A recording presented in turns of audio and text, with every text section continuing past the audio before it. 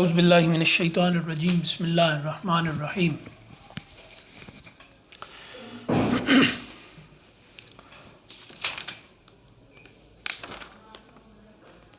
انا نحن نزلنا الذکر وانا لہ لحافظون صدق اللہ مولانا العظیم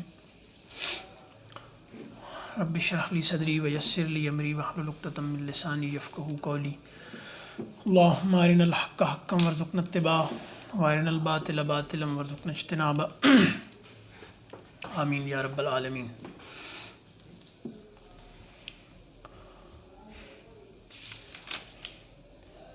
یہ سورہ ان لوگوں کے پچھتاوے کا بیان ہے جنہوں نے مہلت عمر کو ضائع کر دیا اور انبیاء کی دعوت کو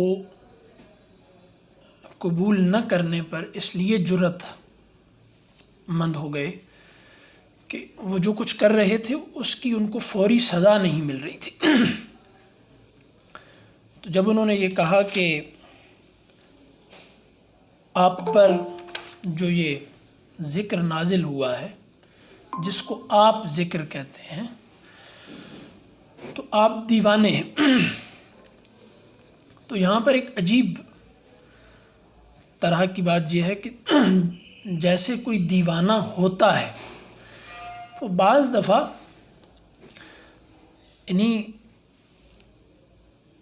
یعنی وہ صیغہ متکلم اس کا جو ہوتا ہے وہ غیر کے یعنی غائب کے صیغہ متکلم میں بدل جاتا ہے۔ وہ جب اپنی آئیڈینٹی کی بات کر رہا ہوتا ہے تو اس وقت وہ اپنی بات نہیں کر رہا ہوتا، وہ اس میں وہ خود نہیں بول رہا ہوتا، اس میں وہ جو میں بول رہی ہوتی ہے، وہ جو انا ہوتی ہے، وہ کوئی اور ہوتی ہے۔ تو یہاں یہی ہوا۔ اب دیکھیں کفار جو تھے وہ رسول اللہ صلی اللہ علیہ وسلم جو کلام لا رہے تھے اس کو تو اللہ کا کلام مانتے ہی نہیں تھے کہ یہ اللہ کا کلام ہے، لیکن یہاں جاتے جاتے وہی ہوا کہ اس میں اتنا زور ہے کہ جب یہ کہا کہ انا نحن نزلنا الذکر وانا لہ لحافظون، تو یہاں پر اب کس کی میں بول رہی ہے؟ یہ رسول اللہ صلی اللہ علیہ وسلم بول رہے ہیں، لیکن یہ انا، یہ میں، یہ رسول اللہ صلی اللہ علیہ وسلم کی نہیں ہے۔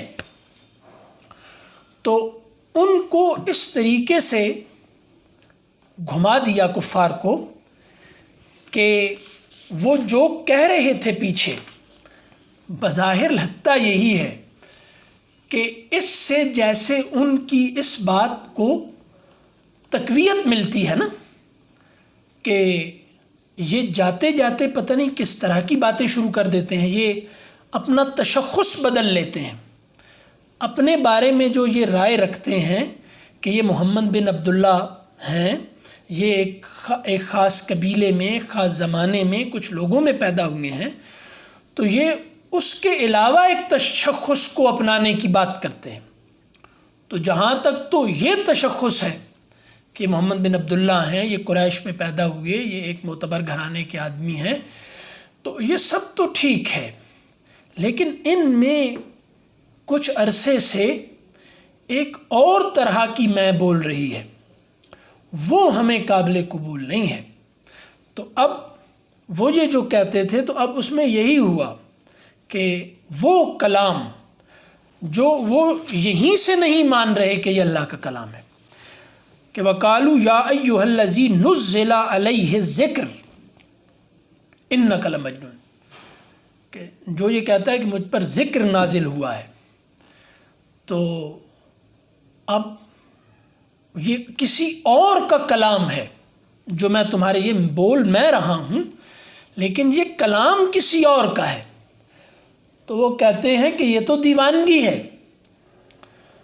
اور آگے پھر انہوں نے کچھ باتیں کی اب اس کے بعد وہی ہوا کہ اللہ تعالیٰ نے فرمایا کہ انا نحن نزلنا الذکر وانا لہ لحافظون، کہ ہم نے اس ذکر کو نازل کیا ہے. اور کچھ لوگوں کا یہ خیال ہے کہ انا لہ لحافظون میں ہو کی ضمیر جو ہے یہ رسول اللہ صلی اللہ علیہ وسلم کی طرف جاتی ہے کہ ہم محمد رسول اللہ کی حفاظت کریں گے.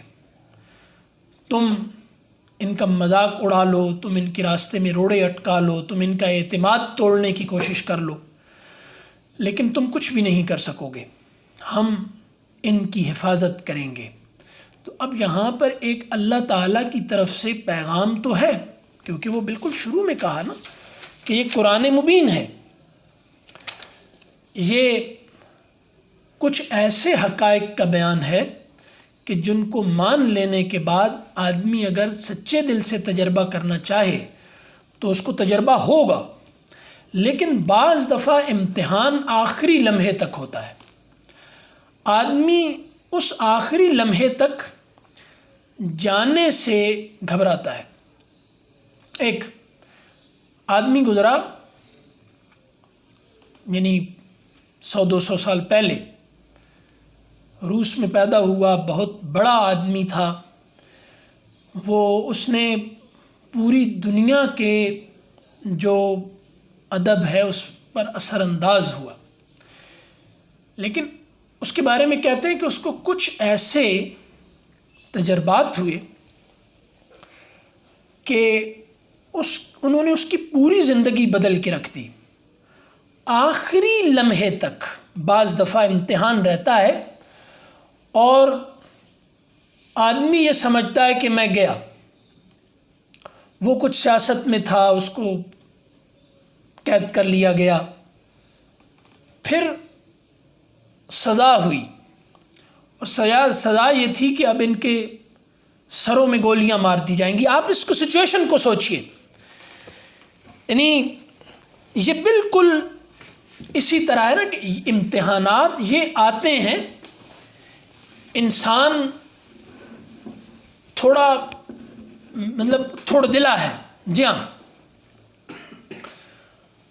آدمی تھوڑا دلا ہے تو گولی مار دی جائے گی. اب آپ سوچیں اس کو، یعنی تھوڑی سی تخیل کی مدد لے کر یہ سوچا جائے کہ کچھ لوگ ہیں اور ان کے سروں پر گن رکھ دی گئی ہے اور گنا جائے گا 1 2 اور 3.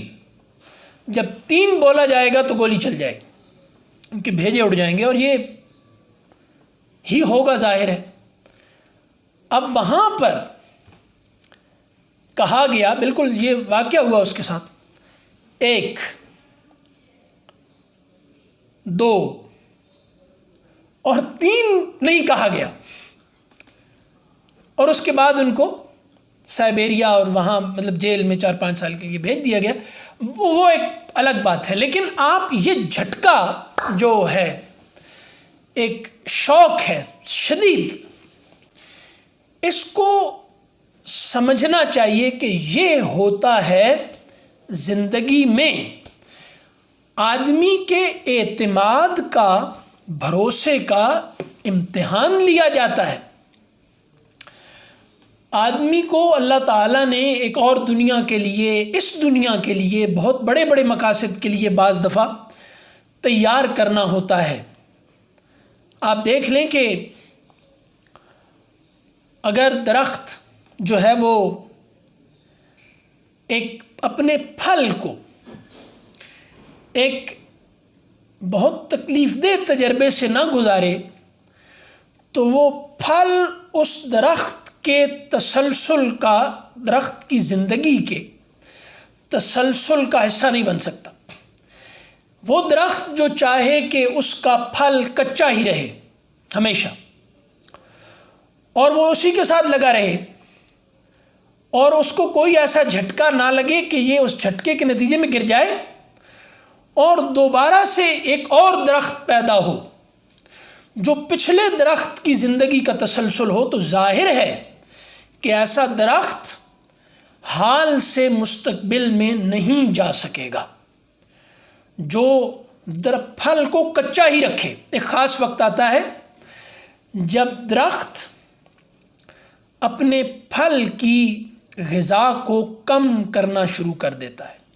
اس کو یا آدم اور حوا کے حوالے سے کیا تجربہ ہوا؟ وہ ایک درخت تھا، وہ درخت بہت علامتی ہے، وہاں کہا گیا کہ اس درخت کی طرف مت جانا۔ وہ تجربہ ہوا نا، ایک تجربہ کروایا گیا کہ کس طرح سے ہوگا، کیسے، کون تمہارے دشمن ہیں، کس طرح تمہیں ورغلایا جائے گا، تم دنیا میں جا رہے ہو، ایک ایکسپیرینس تمہیں کروایا جائے گا۔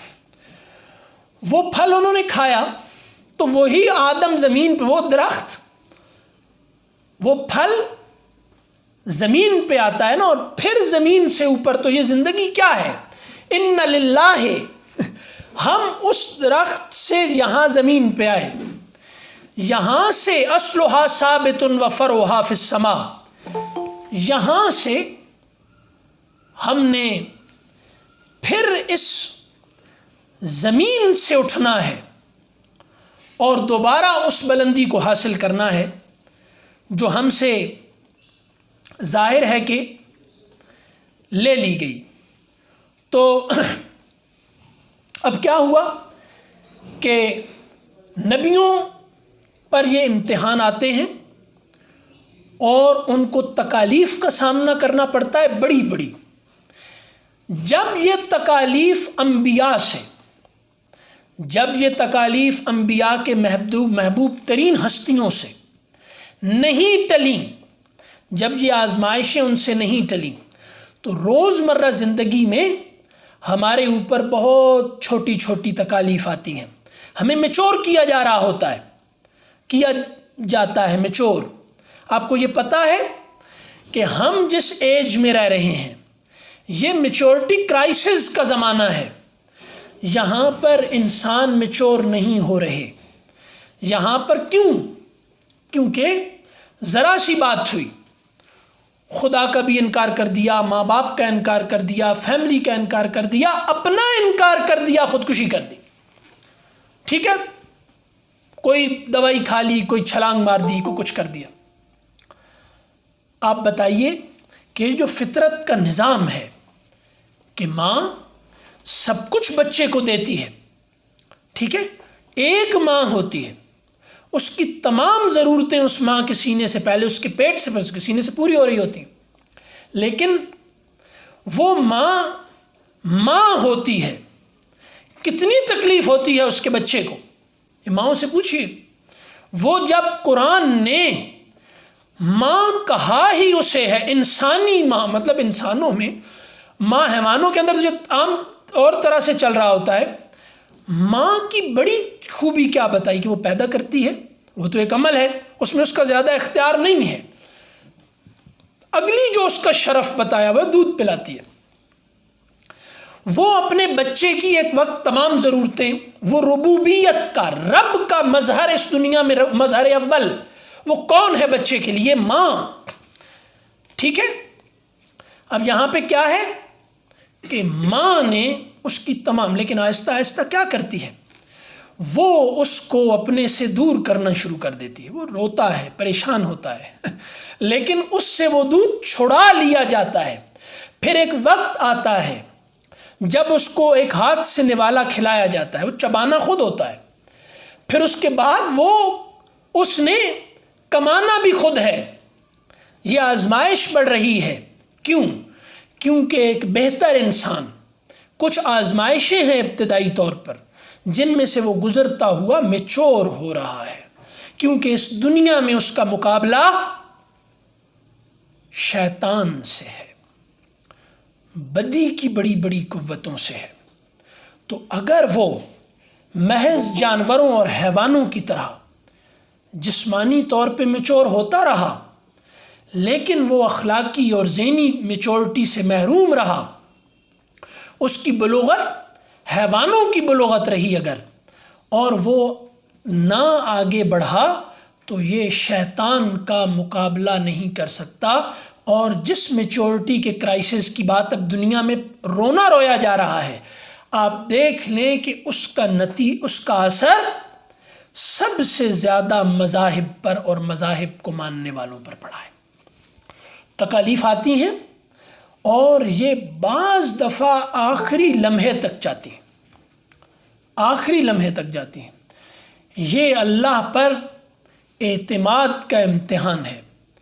وہ کیوں کہتا ہے کہ جو خودکشی کر گیا وہ ہمیشہ کے لیے دوزخ میں جائے گا؟ وہ اللہ سے مایوس ہوا ہے، اس نے اللہ پر اعتماد اپنا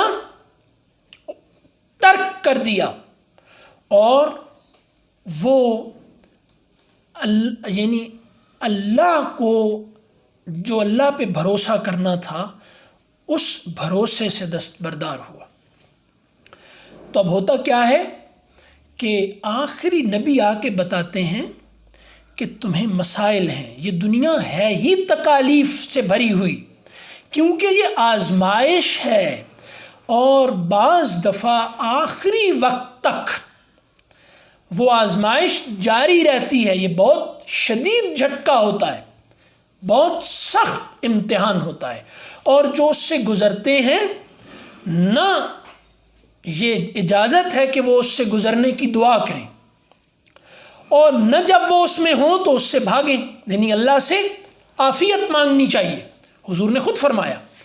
لیکن جب کسی مسئلے میں گھر جاؤ تو بھاگنا نہیں ہے.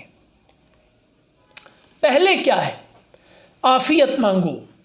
ہماری ضرورت ہے عافیت، ہم امن سے رہنا چاہتے ہیں، ہم سہولت سے رہنا چاہتے ہیں. ہم آپ تھوڑا عرصہ پہلے ابھی یہ کچھ دن ہی گزرے ہیں نا، آپ دیکھ لیجئے کہ ایک مسئلہ آیا، ایک وبا آئی، اس کے نتیجے میں لوگوں نے کئی لوگوں نے طرح طرح کی بے وقوفیاں پیدا ہوئیں. جنہوں نے احتیاط کی وہ اور طرح کے بے وقوف ہیں، جنہوں نے انکار کیا وہ اور طرح کے بے وقوف ہیں. دونوں طرح کی بے وقوفیاں.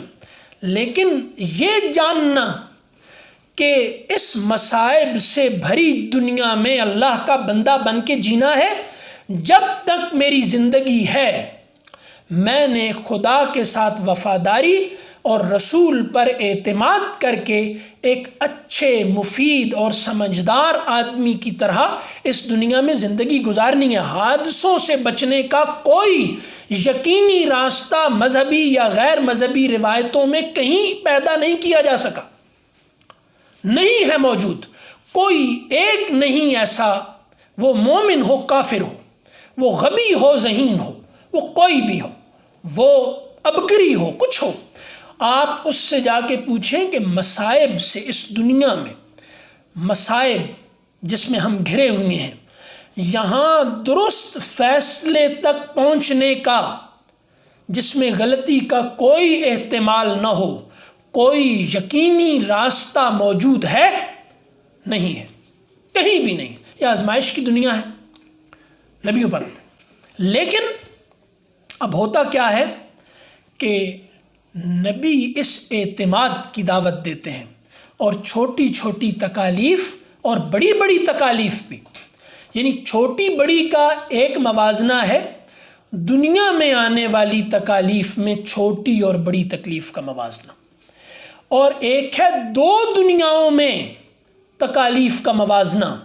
میں اسی دنیا میں ہوں، یہی زندگی میری تمام ہے، اس میں چھوٹی بڑی تکلیف کا ایک موازنہ ہے. ایک تکلیف ہے اس دنیا کی بڑی سے بڑی تکلیف، اور اس دنیا کے بعد ایک زندگی شروع ہونے والی ہے، اس زندگی کی چھوٹی سے چھوٹی تکلیف. دین ہمیں یہ بتاتا ہے کہ موازنہ یہ بھی کرو. جب حضور نے فرمایا کہ وَاسْأَلُ اللَّهَ عافیہ، اللہ سے عافیت مانگو، تو اب وہ عافیت اس دنیا کی مانگی جا رہی ہے نا. دشمن سے مٹ بھیڑ کی تمنا مت کرو، ٹھیک ہے؟ یعنی کوئی بھی چیلنج، صبر، آزمائش مت مانگو، کیونکہ ہم نہیں اس جوگے. لیکن اب ہے کیا کہ جب کوئی مصیبت، جب کوئی تکلیف آ جائے تو اب اس دنیا کی تکالیف ہے، یہاں چھوٹی بڑی تکالیف ہیں، انبیاء کی زندگی میں دکھائی جا سکتی ہیں، تو یہاں کی تکلیفوں سے بھی ہم نے پناہ مانگنی. لیکن بڑا مسئلہ ہمارا اس دنیا کی تکالیف نہیں ہے. بڑا مسئلہ یہ کوئی احمق ہوگا جو یہ کہے گا کہ اس دنیا کے مسائل مسائل نہیں ہیں، اس دنیا کی تکالیف تکالیف نہیں ہیں.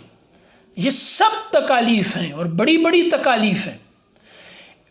حضور نے فرمایا کہ فقر کفر تک پہنچا دے گا. غربت، اضطراری فقر، آدمی کے پاس کچھ نہیں رہتا، دنیا اس کے لیے حسرت بن جاتی ہے. تو مال کمانا دینی عمل ہوا کہ نہیں؟ کہ دنیا حسرت نہ بنے. ٹھیک ہے، تو اب وہ کفر تک. تو کیا ہوا؟ اس دنیا کی مصیبت آخرت کی مصیبت بن گئی. کتنی بڑی مصیبت ہے غربت. ہم آج کیوں کافر ہوئے جا رہے ہیں؟ ہم اندر سے کافر کیوں ہیں؟ ہمارے دل میں کفر کا دھاگا گھس گیا ہے، اور اس نے اب جو بننا ہے آگے وہ کفر کی سوئی سے ہی بنا جائے گا اب، اور وہ دھاگا کفر کا ہے. وہ جو حضور نے آگے قرآن کہتا ہے نا، یہ آیت نمبر 12 میں، کذالک نسلکہ فی قلوب المجرمین. کذال نسلکہ فی قلوب، یہ سین لام کاف کیا ہے؟ یہ اصل میں ہے سوئی کے اندر دھاگا ڈالنا. ٹھیک ہے، سوئی میں دھاگا ڈالنا. وہ سوئی کیا کرتی ہے پھر؟ سوئی دو طرح کی چیزوں کو جوڑ کر ایک اور چیز بنا دیتی ہے، ایک نیا سٹرکچر اس سے پیدا ہوتا ہے. ٹھیک ہے، تو ہم نے ان کے دلوں میں، ان کا دل سوئی کا ناکا ہے، اور ہم نے اس میں کفر کا دھاگا گھسا دیا ہے. یہ مجرم ہیں، انہوں نے جرم کیا کیا ہے؟ انہوں نے ایک ضابطہ توڑا ہے. وہ ضابطہ یہ ہے کہ انہوں نے یہاں کی بڑی چھوٹی تکالیف اور مصائب کا موازنہ کر کے انبیاء کو اس پر جانچا. لیکن ہم نے یہ کہہ کے بھیجا تھا کہ تم ہماری طرف سے جا رہے ہو، تم آسمانوں سے زمین پر جا رہے ہو، تم نے زمین سے آسمان پر آنا ہے، یہ والا سفر طے کرنا ہے، اور زمین پر جا کر زمین کی گرد اور مٹی سے اپنے دل کو پاک رکھنا ہے. لیکن تم نے یہاں آ کر موازنہ کیا کیا؟ تم نے یہاں پر آ کر موازنہ کیا ہے دنیا کی مصائب کا. آج ہم، جو حضور نے فرمایا کہ فقر کفر تک پہنچا دے گا، آج ہم امریکہ کے مقابلے میں غریب ہیں، آج ہم یورپ کے مقابلے میں غریب ہیں. ہم وہ کہ جو خلیفہ بنا کر بھیجا تھا، جنہیں اللہ نے، ہمارے آئیڈیل اندر سے وہ کیوں بن چکے؟ کیونکہ ہم غریب ہیں. اس کو ہم مانتے نہیں. ہم اگر غریب نہ ہوتے، ہماری تمام جو ہے وہ اسلام سے کفر تک کا جو سفر ہے، یہ سارے کا سارا اصل میں غربت سے امارت کی طرف جو دوڑنے کی ہماری خواہش ہے نا، کہ ہم غربت سے کسی طریقے سے نکل جائیں. صرف ایک مسئلہ ہے ہمارا، وہ مسئلہ، اب یہ مسئلہ بن گیا نا بڑا. اگر ہم غریب نہ ہوتے تو آج ہم ان کے اثر میں نہ ہوتے جتنے کہ آج ہم. حضور نے فقر کفر تک پہنچا، تو فقر نے کفر تک پہنچا دیا کہ نہیں؟ یہ فقر ہے امت مسلمہ کا، یہ غربت ہے امت مسلمہ. پھر پورا لائف سٹائل وجود میں آتا ہے. وہ جس لائف سٹائل کی حسرت کر رہے ہیں وہ امارت کے بغیر ممکن نہیں ہے. تو غربت کا اثر ہے نا یہ. ٹھیک ہے، اگر یہ معاشی طور پر ان کے محتاج نہ ہوتے تو آج، یعنی یہ نہیں ہے کہ امارت نقصان نہیں پہنچاتی، لیکن امارت بھی یہاں پر خدا سے کاٹتی ہے، فقر بھی کاٹتا ہے. تو فقر کوئی آئیڈیل چیز نہیں ہے ایسی. تو فقر سے نکلنا ہے تو کیا کرنا ہے؟ فقر سے نکل کر اپنے آپ کو بھی ہم نے اپنے آپ کو بھی سنبھالنا ہے اور دوسروں کو بھی سنبھالنا ہے. یہ نہیں ہم نے مال جوڑنا ہے اور نہ غریب رہنا ہے. یہ کیسے ممکن ہے؟ یہ ممکن ہی نہیں ہے. یعنی ہم جو آئیڈیل ہے دین میں وہ فقر اختیاری ہے. فقر اختیاری سخاوت ہے. فقر اضطراری میں مبتلا ہیں ہم. ٹھیک ہے، تو اس کی وجہ سے وہ کفر کی عمارت ہماری آئیڈیل بن گئی. تو اس دنیا کی مصیبت اگلی دنیا کی مصیبت بن گئی نا، بن گئی. تو اب اس دنیا کے مسائل ہیں، لیکن یہ بات سمجھنی چاہیے کہ ایسا تو نہیں ہے کہ ہم اس دنیا کے مسائل سے نکلنے کی خاطر آخرت کا نقصان کر رہے ہوں. نبی اس لیے آتے. یہ والی بات ان کے سامنے والوں کو ماننے میں مشکل پیش آتی ہے. اب یہاں جو فرمایا کہ وَلَقَدْ أَرْسَلْنَا مِن قَبْلِكَ فِي شِيَعِ الْأَوَّلِينَ، تو یہ شیعہ کیا ہے؟ یعنی شین، یا اور عین، یہ اصل میں کیا ہے؟ یہ ہے کہ جب کچھ لوگ متفق ہو جاتے ہیں، موافقت کر لیتے ہیں، کسی بات پر راضی ہو جاتے ہیں اور پھر ایک دوسرے کی مدد کرتے ہیں. یعنی آپ جو کہتے ہیں نا گروپ بندی، یعنی گروپس کا جو تصور ہے، گروپس، یہ بالکل ابھی ہمارے یہاں نا کہ یہ پریشر گروپس ہوتے ہیں، گروپس ہوتے ہیں، یہ سارے انہی معنوں میں یہ ہے. تو یہ شیعہ گول تا کے ساتھ کی جمع ہے، یہ ہے شیعون. یہ شیعہ، یہ فی شیع الاولین، تو یہ اصل میں کیا ہے؟ شیعون. تو یہ شیعہ کی جمع ہے جو اپنے اکابر کے ساتھ اس یقین پر جڑے ہوں کہ ہمارے جو بڑے ہیں ان سے کوئی غلطی خطا کا امکان بھی نہیں ہے، نہیں ہو سکتی ان سے کوئی غلطی، ان کی ہر بات کی ہوئی حجت ہے. ٹھیک ہے، ایک تو نبی ہوتا ہے، لیکن اس کے بعد اگر یہ بات کچھ لوگ متفق ہو کر ایک دوسرے کی کسی راستے پر چلنے کے لیے گروہ، ایک اندر گروپ بن جاتا ہے. جو یہ کیا کہا؟ وَلَقَدْ أَرْسَلْنَا مِن قَبْلِكَ فِي شِيَعِ الْأَوَّلِينَ، ہم نے پہلے بہت سے گروہوں، فرقوں جو بٹ گئے آپس میں، ایک دوسرے سے ان کے اختلافات تھے، ان کی دشمنیاں بھی تھیں، وہ ایک نبی کی اولاد ہے نا، حضرت آدم کی، تو نبیوں کا مذہب تو ایک ہے، لیکن پھر اس کے بعد وہ بٹتے چلے گئے. انہوں نے ہر بعد میں آنے والے نبی کی زندگی میں نبی کا انکار کیا، اور نبی جب چلا گیا تو اس کے بعد جو اس نبی کا ماننے والے آئے تو پچھلے نبی کی ماں کے ساتھ نسبت کر کے اگلے آنے والے نبی کا انکار کر دیا. تو یہ کھیل کھیلتے رہے یہ لوگ. تو اب ان کے ساتھ کیا کیا؟ ہم نے آپ سے پہلے بھی رسولوں کو بھیجا ہے، لیکن وما یاتیہم من رسول الا کانوا بہ یستہزئون. استہزاء کیا ہے؟ جس کو بھی کہتے ہیں نا، ایک کہتے ہیں کسی کی کھچ بنانا، وہ پنجابی میں جیسے کہتے ہیں نا، یہ نہیں، اس کو ہلکا کر دو. ٹھیک ہے، یعنی استہزاء ہے تمسخر. ٹھیک ہے، تو کسی کو ذلیل کرنے کی کوشش، کسی کی بات کو ہلکی بات کے طور پر سننا یا اس کا تذکرہ کرنا. امام ہوتا ہے نا کہ یعنی جیسے آپ استہزاء ہے نا کہ جیسے آپ کسی کی بات کو جو بڑی سنجیدگی سے وہ بات کریں اور آپ اس کو اس طرح لیں جیسے یہ انتہائی بے وقوفی والی بات ہے، یہ استہزاء ہے. یعنی اگلا اس کو یعنی پوری کوشش کرے کہ یہ جو بات وہ کر رہا ہے یہ انتہائی سنجیدہ اور اہم بات ہے، اور سننے والا اس پر رسپانس ایسے دے جیسے یہ نہایت غیر اہم بات ہے. یہ استہزاء ہے.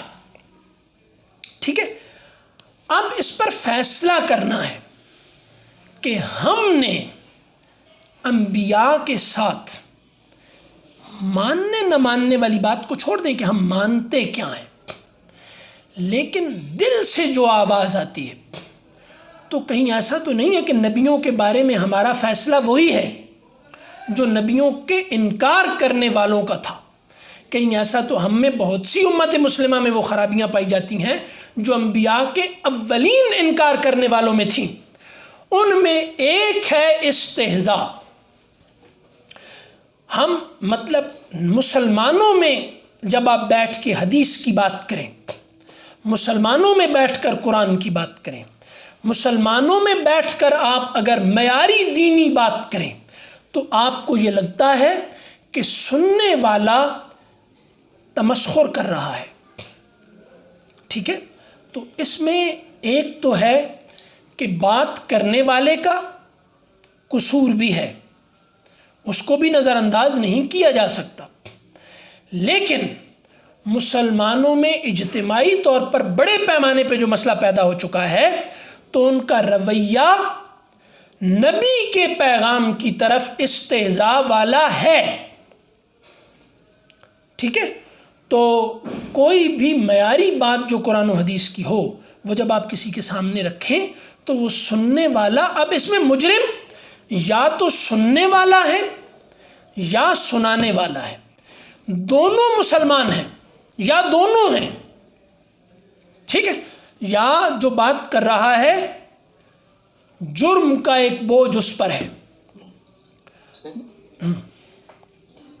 سر یہ میں ابھی پچھلے دنوں سوچ رہا تھا کہ جس طرح سے یہ رویہ لوگوں کا مذاق اڑانے کا اور دین کی باتوں کو ہلکا لینے کا جیسے جیسے بڑھتا جا رہا ہے، انٹرنیٹ کے اوپر ہر آئے دن ایک نیا کوئی عالم آ جاتا ہے اور اس کی ویڈیوز مشہور ہونا شروع ہو جاتی ہیں اور اس طرح کا رواج بڑھتا جا رہا ہے، میں اس کو سنتا ہوں، میں اس کو فالو کرتا ہوں اور یہ سب کچھ۔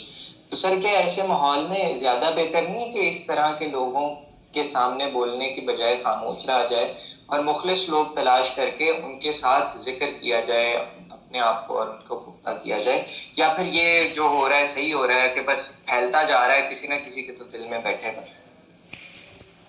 نہیں، یہ جو پھیل رہا ہے نا، یہ جو پھیل رہا ہے تو یہ سارے کا سارا اصل میں تماشبینی ہو رہی ہے، یعنی لوگوں کو اس سے بھی سنجیدہ دلچسپی نہیں ہے اور نہ ہی یہ کوئی سنجیدہ کام ہو رہا ہے۔ میں نے کئی علماء دیکھے ہیں کہ جنہوں نے غیر سنجیدہ موضوعات پہ کچھ چیزیں کہیں تو ان کی جو سننے والے ہیں وہ ہزاروں میں چلے گئے چند دنوں میں، لیکن جب انہوں نے انہی لوگوں نے جب سنجیدہ موضوعات پہ بات کی تو کوئی سننے والا ہی نہیں تھا، ٹھیک ہے؟ تو یہ رویہ اب ہم نہیں، کیا مطلب یہ بھی نہیں کہا جا سکتا کہ محض بات جو پہنچا رہے ہیں ان کا قصور ہے، ان کا بھی قصور ہے، اور جو بات سن رہے ہیں ان کا بھی ہے۔ تو یہ بات بالکل ٹھیک ہے کہ دین کو اگر آپ یہ سمجھیں کہ کہیں پر اس کا مذاق اڑ رہا ہے اور سننے والا غیر سنجیدہ ہے تو کبھی مذہبی زبان استعمال مت کریں، یعنی بات مذہبی ہو اپنے مفہوم میں، مطلب اپنے یعنی بات مذہبی ہو، لیکن اس کو پہنچانے کا میڈیم ایسے ماحول میں مذہبی نہیں ہونا چاہیے، اور جو یہ کرے گا نا وہ دین، خدا، رسول، ان سب کے استہزاء کا سبب بنے گا۔ کجا یہ کہ مخالفت کے ماحول میں یہ کام شروع کر دیا جاتا ہے اور اس پر بدتمیزی بڑھتی ہے تو بدتمیزی کرنے والا مجرم ہوتا ہے۔ یعنی میں دیکھ رہا ہوں کہ میں یہاں پر یہ ماحول اس طرح کا ہے کہ میں یہاں رسول اللہ صلی اللہ علیہ وسلم کا نام لوں گا تو یہ آدمی سیدھی بدتمیزی کرے گا۔ اگر میں یہ جاننے کے باوجود وہاں پر یہ والا کام کرتا ہوں تو گستاخ رسول میں ہوں جس نے یہ کام کیا ہے۔ میں دیکھ رہا ہوں کہ اس پر پاگل پن سوار ہے تو میں کیوں نہیں ایک اچھے ماحول کی طرف اس کو پہلے لے جاؤں کچھ ایسا طریقہ اختیار کروں. ممکن ہے کہ میں کوئی بھی طریقہ اختیار کر لوں اور یہ دین کی طرف نہ. دیکھیں ایک بات پتہ نہیں اب یہ کیسی ہے لیکن اس کو سننے سے شاید فائدہ ہو جائے کہ بعض دفعہ کچھ چیزوں سے لازماً نقصان ہوتا ہے اور کہیں ان سے نقصان نہیں ہوتا. تو یہ کہنا بالکل بے وقوفی ہے کہ کیونکہ وہاں نقصان نہیں ہوا چند جگہوں پہ لہٰذا یہ چیزیں نقصان دہ نہیں ہیں. اور کچھ چیزوں سے لازماً نقصان ہوتا ہے اور کچھ چیزوں سے نقصان نہیں ہوتا اور کچھ جگہوں پہ ہو جاتا ہے.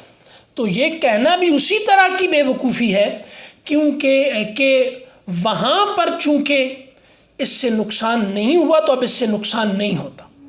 ہم اپنے تجربے سے اس بات کو سمجھتے ہیں کہ کچھ عمل ہمارے یا کچھ باتیں ایسی ہیں جو ماحول میں ناگواری کو ناپسندیدگی جو موجود ہوتی ہے اس کو بڑھا دیتے ہیں. تو پہلی ذمہ داری ہماری یہ ہے نا کہ اس کو کم کریں. اس میں ہمارا رویہ اس میں ہم اس میں ایک بیریئر ہوتے ہیں. یا آپ کہیں بھی دیکھیں کہ دین کی بات پہنچانے میں اگر مسئلہ ہو رہا ہے نا تو آدمی اس میں اگر ایک بات کو سمجھے کہیں بیریئر میں خود تو نہیں ہوں, ٹھیک ہے, کہیں یہ بات پرسنل تو نہیں ہے, میں کہیں اس کو امپرسنل بنانے میں ناکام تو نہیں ہو رہا, ٹھیک ہے, میں کہیں اس بات کا ہدف سامنے والے کو اور خود کو مشترکہ طور پر بنانے میں ناکام تو نہیں ہوں. کہیں ایسا تو نہیں ہے کہ میں جب کسی کی غلطی پر انگلی رکھتا ہوں تو میں وہاں پر قرآن و حدیث کے ٹھوس دلائل لاتا ہوں اور جب وہ اسی طرح لاتا ہے تو میں بہانے بناتا ہوں, جواب اس کے گھڑتا ہوں, میں اس کے عذر تلاش کرتا ہوں اور میں جو ہوں وہ کہتا ہوں کہ چلیں ٹھیک ہے یہ غلطی تو مجھ میں ہے لیکن وہ جو بات میں نے کی ہے وہ تو مضبوط ہے. یہ سب کے سب ایسی باتیں ہیں جو خود دینداروں کی طرف سے دینی بات پہنچانے میں رکاوٹ ہے. تو سنجیدہ لوگوں کو ڈھونڈا جائے یا ماحول میں موجود سنجیدگی کا جوہر جو ہوتا ہے, یعنی غیر سنجیدگی کے ماحول میں بھی سنجیدگی ایک ہوتی ہے, اس کو بھی ڈھونڈنا چاہیے. یعنی بالکل ایسا نہیں ہوتا کہ جو آدمی آپ کو بالکل غیر سنجیدہ لگ رہا ہوتا ہے یہ غیر سنجیدہ ہوتا ہے. ہر آدمی کے اندر سنجیدہ ہونے کا ایک رجحان پایا جاتا ہے اور ہر سنجیدہ آدمی میں غیر سنجیدگی پائی جاتی ہے, ہر غیر سنجیدہ آدمی میں سنجیدگی. تو اب ہم نے کیا کرنا ہے, کیونکہ ہمارا مسئلہ ہے اصل میں یہ کہ ہم نے کچھ سنجیدہ باتیں پہنچانی ہیں, تو اس کے لیے غیر سنجیدگی کے ماحول میں بھی تلاش کرنے چاہیے وہ راستے کہ جہاں پر سیریسنس موجود ہے, ٹھیک ہے. تو اس کو اپنا میڈیم بنانا چاہیے. ہم اصل میں اس میں ناکام ہیں. تو ہم کہتے ہیں لیبل لگا دیتے ہیں کہ یہ تو ہیں ہی ایسے, وہ جس کو ہم کہتے ہیں ہی ایسے اور کبھی نہیں ٹھیک ہوں گے, وہ خالد بن ولید ہوتے ہیں تو وہ ہدایت پا جاتے ہیں. وہ 100 قتل کرنے والا ہوتا ہے تو وہ ہدایت پا جاتا ہے. وہ فاحشہ اور بدکار عورت ہوتی ہے وہ ہدایت پا جاتی ہے کتے کو پانی پلانے پہ. ہمیں کیا پتا کہ کس مقام سے اگلا پھر جائے گا, نیک یا بد. آدمی وہ بالکل غلط راستے پہ ہے, وہ ایسا مڑتا ہے کہ وہ صراط مستقیم پر بڑے بڑوں سے آگے نکل جاتا ہے اور بالکل سیدھے راستے پہ آ جاتا ہے. وہ ایسا بھٹکتا ہے کہ اس کو راستہ ہی نہیں ملتا. نبیوں پر ایمان لانے والے مرتد ہوئے کہ نہیں, صحابہ تک میں لوگ موجود ہیں جن میں ارتداد آیا ہے. اب بتائیے آپ, ٹھیک ہے. اور بعد میں آنے والے لوگ ایسے ایسے ہیں کہ حضور نے فرمایا کہ ان پہ رشک کریں گے پہلے زمانوں کے لوگ, بعد میں جو آئیں گے برے زمانوں میں جو لوگ آئیں گے. تو یہ راستہ تو بند نہیں ہے. تو یعنی بہترین زمانوں کے اعلیٰ لوگ بدترین زمانے میں آنے والے لوگ ایسے ہوں گے جن پر رشک کریں گے. تو اگر وہ ہمارا بدترین زمانہ ہے تو ایسے لوگ آج بھی موجود ہیں. وہ ایسی جگہوں پہ موجود ہوتے ہیں کہ آدمی سوچ بھی نہیں. یعنی شاہ اسماعیل پیشہ ور عورتوں کے کوٹھوں پہ جا کے درس دیتے تھے, وہ کوئی معمولی آدمی تھے, ٹھیک ہے.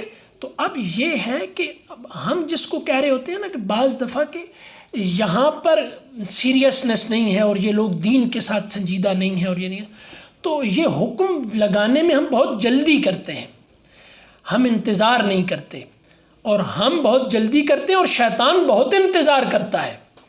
شیطان مرتے دم تک انتظار کرتا ہے کہ اس کو کیسے بھٹکانا ہے. اور ہم جو اللہ نے اپنا خلیفہ دین کا بنا کے اور ہمیں زمین پہ بھیجا، ہم بہت جلد مایوس ہو جاتے ہیں. یا تو ہمیں اپنے اوپر بہت اعتماد ہے کہ میں بات کر رہا ہوں اور اگلا میری بات سننے کے بعد ہدایت کی طرف نہیں آ رہا. اور بھائی خدا کے بندو، نبی کی بات سننے کے بعد لوگ نہیں آتے، تم کون ہو؟ لوگ نبیوں کی باتیں ساری زندگی سنتے رہتے ہیں، ان کو ہدایت کی طرف نہیں آتے. تم اتنے جو ہے وہ پر اعتماد اور گھمنڈ میں کیسے مبتلا ہو گئے؟ اصل میں یہ بھی غرور کی ایک قسم ہے کہ میں بات کر رہا ہوں، میں سمجھا رہا ہوں اس کو، یہ بات سمجھ نہیں رہا. تو یہ نہیں، میں نے آپ کو واقعہ سنایا نا وہ اپنا قاسم نانوتوی کا. وہ اکٹھے ہوتے تھے، ان کے دوست تھے، وہ بڑی داڑھی رکھی ہوئی تھی، وہ بال عجیب طرح سے رکھتے تھے، بالکل آج جیسے ان کا حلیہ اپنے زمانے کے ایسے ہی لوگوں کی طرف تھا جیسے آج وہ کانوں میں بالی ہے، یہاں پر ایک وہ رکھی ہوئی ہے، اوپر وہ بنائے ہوئے ہیں، ٹھیک ہے، اور وہ ایک عجیب سا پینٹ شرٹ، اور یہ ایک بہت زیادہ ایک حلیہ ہے نا. اب آپ دیکھتے ہیں کہ وہ لوگ ہیں اس طرح کے. وہ اس طرح کا تھا. دوست کس کے تھے؟ وہ قاسم نانوتوی کے. اب وہ چلتے رہے، وہ رات کو آتے تھے کہیں، وہ کہتے ہیں کہیں سے گھوم پھر کر، بالکل ان کا حلیہ بدترین اوباشوں کا تھا.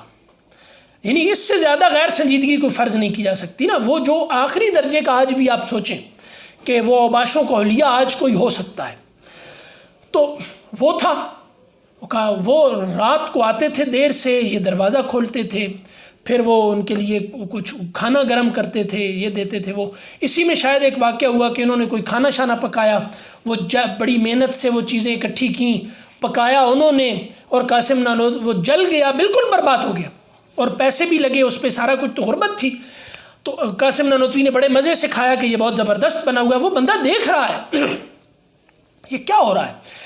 اب ایک وقت آیا یہ کرتے کرتے کہ انہوں نے کہا کہ قاسم نانوتوی صاحب نے کہ میں اپنے دوست سے کہا کہ یہ واقعہ پہلے بھی آپ کو سنایا ہوگا کہ بھائی میں اور تم دوست ہیں، ساری دنیا ہمیں دوست کے طور پہ جانتی ہے، اور عجیب سا لگتا ہے کہ تمہارا حلیہ اور ہے، میرا حلیہ اور ہے.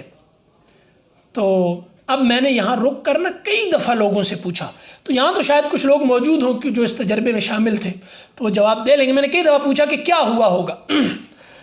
تو ہماری تربیت، اصل میں عرض کر رہا ہوں کہ ہماری تربیت بڑی عجیب طریقے سے ہوئی ہے. ہم ان الحق کا نعرہ مارتے رہتے ہیں اندر سے، اس کا اظہار کسی نے کر دیا تھا، وہ پھنس گیا، لیکن وہ ہر ایک کا ہے وہی ان الحق.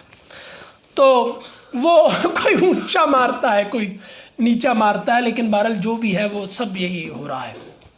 کیوں نہیں برکت پڑ رہی اس پہ؟ تو اب اس میں کیا ہوا کہ وہاں پر انہوں نے، میں کئی دفعہ پوچھتا ہوں کہ یہاں کیا ہوا ہوگا، تو لوگ یہی کہتے ہیں قاسم نانوتوی نے کہا ہوگا کہ وہ بے وقوف انسان، داڑھی رکھ اور یہ کر اور وہ کر، ٹھیک ہے، اور پانچے اس طرح سے رکھ اور یہ حلیہ اپنا مسنون، اور تم کیسے بے وقوف، یہ کہا ہوگا. یہی سب یہی بتاتے ہیں جو اس یعنی آزمائش سے نہیں گزرے ہوتے نا. تو ابھی تک یہی ہوا ہے. میں نے جہاں بھی پوچھا، یہ ہمارا ایک مجموعی مزاج بتاتا ہے ایسی، کیونکہ جو ہم ایسی آزمائشیں یا وہ پڑھ رکھی ہوتی ہیں نا، یا سن رکھی ہوتی ہیں، تو وہ چونکہ ہم وہ جانتے ہیں کہ اس کا جواب کیا، تو ہم چالاکی دکھا جاتے ہیں. تو جہاں پر یہ نہیں ہوتا وہاں پر تو وہ آزمائش بیکار ہو جاتی ہے، یعنی وہ تجربہ سروے کامیاب نہیں ہوتا. اس سروے کے بارے میں ویسے اوور آل سروے کرنے والوں کا یہ مسئلہ ہے کہ لوگ صحیح بات نہیں بتاتے. وہ ڈائریکٹ پوچھو نا تو وہ اس کو گول مول کر جاتے ہیں ایسے. تو اب انہوں نے یہی کہتے ہیں، لیکن ہوا کیا؟ قاسم نانوتوی نے کہا کہ آج مجھے اپنے رنگ میں رنگ لو. تو میں اب جاتے ہیں وہاں، میں بھی تمہاری جیسی داڑھی رکھتا ہوں، میں بھی یہی کپڑے پہنتا ہوں، میں بھی یہی حلیہ اپناتا ہوں. وہ جانتا تھا کہ یہ قاسم نانوتوی، مولانا قاسم نانوتوی، یہ مطلب یہ کتنا بڑا آدمی ہے، وہ پتہ تھا. اور وہ میرے ساتھ رویہ اس آدمی کا کیا ہے، وہ کہتے ہیں کہ وہ اس وقت وہ غیر سنجیدہ، وہ اتنا پکا نان سیریس، وہ مولانا کے قدموں میں گر گیا اور اس نے کہا کہ مولانا نہیں، مجھے اپنے رنگ میں رنگ لو. اور اس کے بعد یہی لکھا ہے لوگوں نے، اور یہی میں نے تو سنا ہے، مطلب بہت ذمہ دار لوگوں سے میں نے پڑھا نہیں، کہ بعد میں مولانا قاسم نانوتوی اس پہ رشک کرتے تھے. یہ ہے تصرف، یہ ہے اولیاء اللہ کا تصرف. یہ مشکل ہے نا، اپنی انا کی تسکین کی خاطر دوسروں کی تحقیر کرتے رہنا تو بہت آسان ہے. تو یہ تو نفس کی تسکین ہو رہی ہوتی ہے، تو میں نفس کی تسکین دولت کما کے نہیں کر پایا، تو میں نفس کی تسکین علم سے حاصل کر رہا ہوں. یہ دونوں قوتیں ہیں نا.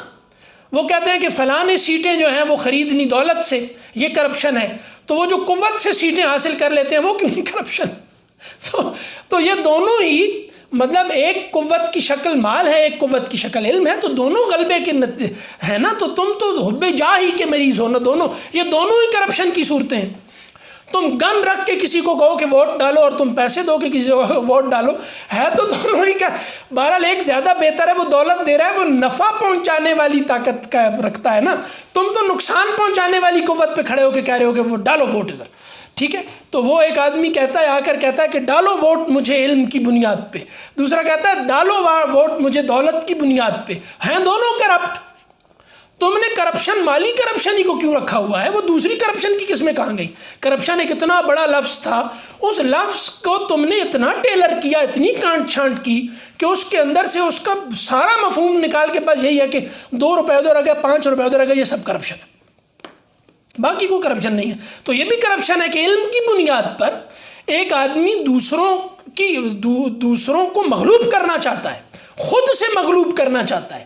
تو یہ آدمی اتنا ہی بڑا بدبخت ہے جتنا آدمی وہ دولت کی بنیاد پر شاید وہ کم ہو. تو یہ اب کیا ہے، یہ سیریسنس ڈھونڈنی ہوتی ہے. ٹریننگ یہ بھی حاصل کرنی چاہیے کہ غیر سنجیدگی میں سنجیدگی کہاں چھپی ہوئی ہے. تو جو اس کو ڈھونڈنے میں ناکام ہے وہ تربیت حاصل کرے، اور جس کے لیے یہ مشکل ہے تو وہ پھر اس کے بارے میں یہی ہے کہ وہ خاموش رہ کر پھر دین کی تبلیغ میں معاون بنے. یعنی کچھ لوگ ہوتے ہیں نا جو چپ رہ کر دین کی مطلب وہ بولے تو دین کے راستے میں رکاوٹیں پیدا ہو جائیں گی. تو یہ بھی اجر انشاءاللہ جب اگر وہ چپ کر گئے نا اس پر کہ خاموش ہو جاؤ کہ یار میں بولتا ہوں تو اس سے دین کے راستے میں، تو یہ بھی انشاءاللہ ان کو دین کی تبلیغی کا ثواب ہوگا. وہ تبلیغ صرف یہ نہیں ہے کہ بولتے رہنا، چپ کرنے سے بھی تبلیغ ہوتی ہے. وہ کم از کم وہ رکاوٹیں تو پیدا نہ کرے نا ماحول میں، جن رکاوٹوں کی وجہ سے وہ دین کی دعوت رکتی ہے. ٹھیک ہے، تو وہاں کیا فرمایا، وما یاتیہم من رسول الا کانوا بہ یستہزئون. تو ان کے پاس جو رسول آتا ہے، جو نبی آتا ہے، ہمارا پیغام لے کر آتا ہے تو اس کا مذاق اڑاتے ہیں. تو یہ مذاق ان رسولوں کا نہیں اڑاتے، یہ مذاق ہمارا اڑاتے ہیں. اللہ جو کہہ رہا ہے نا کہ انا، تو اب واحد قرآن ہے، باقی کتابوں کی ذمہ داری اللہ نے امتوں پر ڈالی تھی. یہاں قرآن کے بارے میں کہا کہ اس کی ذمہ داری ہم نے اٹھائی ہے، اس کو امت پہ نہیں چھوڑا. یعنی قرآن کی حفاظت کی ذمہ داری اللہ نے، یعنی ذکر کی، قرآن اور حدیث دونوں، ان کی حفاظت کی ذمہ داری جتنا بڑا حدیث کے جو لوگ حدیث پڑھتے پڑھاتے اور یہ پورا کرتے ہیں، یا جن لوگوں نے ان کی کچھ کلاسز لے رکھی ہیں، وہ جانتے ہیں اتنا بڑا کام یہ انسانی کام نہیں تھا، یہ جو ہو گیا ہے. تو اس کی کوئی وجہ ہوگی، اس کے پیچھے کچھ قوت ہوگی کوئی بہت بڑی. ٹھیک ہے، تو وہ جو ہوا ہے حدیث کا کام بہت بڑا کام ہوا ہے. مطلب لوگ یہ کہتے ہیں کہ یہ انسانوں کے بس کا کام نہیں تھا جو ہوا ہے، حدیث کی حفاظت کا کام. ٹھیک ہے، تو اب اس کے بعد کہا کذالک نسلکہ فی قلوب المجرمین. ہم نبیوں کی تحقیر، نبیوں کے پیغام کو غیر سنجیدہ لینا، ان مجرموں کے دلوں میں ہم کفر کا دھاگا ڈال دیتے ہیں، اور اس کے بعد یہ جو کچھ بھی اس سے بنتے ہیں وہ سب کی سب بنت کفر کی ہوتی ہے، وہ سارے کا سارا نظام کفر کا بنا ہوا ہوتا ہے۔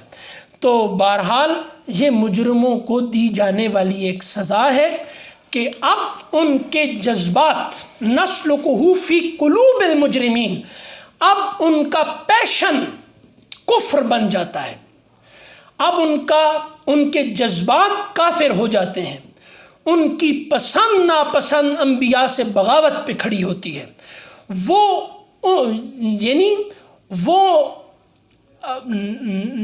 نبی کی پسند کو اپنی ناپسند سے بدل لیتے ہیں، یعنی وہ نبی کو ناپسند کرتے ہیں، نبی سے بھاگتے ہیں، اور یعنی ان کے جذبات، ان کی جبلتیں، ان کا پورا پیشن سٹرکچر سارے کا سارا کفر پہ کھڑا ہوتا ہے۔ تو اب وہ پوری جذباتی قوت کے ساتھ انبیاء کے بنائے ہوئے نظام کو تلپٹ کرتے ہیں، ٹھیک ہے۔ یہ سوروں کی وہ فوج بن جاتی ہے جو مونگ پھلی کے کھیت میں ایک طرف سے گھستی ہے اور اس کو برباد کر کے دوسری طرف سے نکل جاتی ہے، سب کچھ تہس نہس کر دیتے ہیں، ٹھیک ہے۔ تو کذالک نسلکہ فی قلوب المجرمین، تو ہم دل کافر کر دیتے ہیں ان کے، اور اس کا سبب کیا ہے؟ نبی کو سیریس نہ لینا، نبی کی بات۔ ابھی یہ کبھی اس پر بھی موقع ہوا تو بات کریں گے کہ دین نے کتنا زور دیا، آواز اونچی مت کرو نبی کے سامنے، وہ آج بھی ہے۔ تو نبی کے سامنے آواز اونچی کرنے کا کیا مطلب ہے؟ وہ حکم تو آج بھی ہے، تو حدیث ہے نا، کہ حدیث آ جائے تو ٹھہر جاؤ وہاں پہ۔ تو بہرحال یہ جناب آج کی گفتگو اس پہ ہو گئی، آگے اس کو انشاءاللہ پھر چلائیں گے۔ کوئی اس پہ کلاس ختم ہو گئی، اور اگر کوئی سوال ہے تو کر لیں۔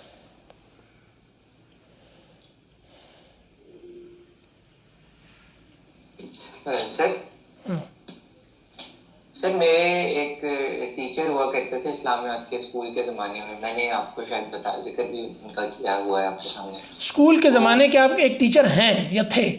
مطلب میرے ٹیچر تھے لیکن اوروں کے ابھی بھی ہیں۔ آپ نے ان سے وہ یعنی وہ جو ان سے علم حاصل کیا تھا وہ ڈساؤن کر دیا؟ سر ملاقات نہیں ہو سکی اس کے بعد۔ ہاں تو ٹیچر تو ہیں نا، مطلب میرے بھی ٹیچر ہیں، لیکن اب آپ کی علم ان سے زیادہ ہو گیا۔ نہیں یہ تو اجر کی بات ہے بھائی، یہ تو معاف کرنے کو ہم یہی تو بات کر رہے تھے کہ کچا پھل نہیں رہا نا، پک گیا ہے، تو وہ ظاہری بات ہے۔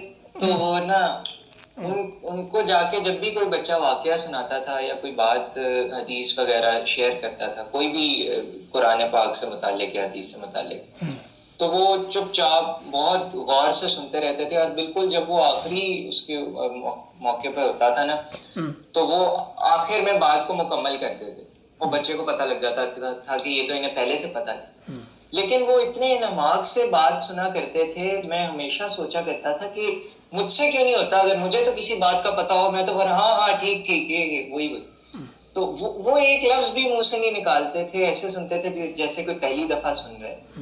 تو اگر اس طرح یہ کیسے انسان اپنے اندر پیدا، آپ کے اور میرے مسائل تو مشترک ہیں، اب مجھے بتا دیں اس کے کوئی حل، آپ کو ملے تو مجھے بھی بتائیے گا۔ یہ مشکل ہے، لیکن یہ بہت بڑے ظرف کی بات ہے، اور یہ بہت بڑے لوگ ہوتے ہیں۔ یہ ہم سے مشکل ہے، لیکن اس کو آئیڈیل کے طور پہ تو رکھنا چاہیے۔